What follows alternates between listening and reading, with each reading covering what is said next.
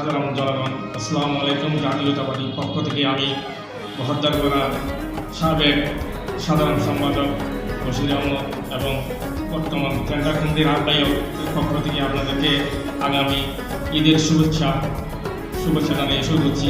আমাদের দেশ নায়ক তারেক রহমান প্রধানমন্ত্রী ওনাকে দেশের সেবা করার মতন সুযোগ সুবিধা দেন এবং আমাদের মাননীয় আরশাদুল্লাহ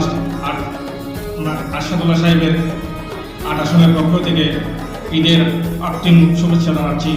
শহীদ জিয়া রহমানের আদর্শ তারেক রহমান আগামী দিনের আমাদের প্রধানমন্ত্রী, বর্তমান প্রধানমন্ত্রী, ওনার হাতকে যেমন শক্তিশালী দেশকে সুন্দর করে মাহি রমজানের এবং পবিত্র রক্ষা করার মতো এবং ওনাকে দেশের সেবা করার মতো সুযোগ দাওকে সুন্দর এবং সুন্দরভাবে ঈদ উদযাপন করার জন্য ধন্যবাদ জানাচ্ছি এবং বলবালিবাসীদেরকে সবার সর্বস্তর জনগণকে আমি আমার পক্ষ থেকে সবাই ঈদ মোবারক।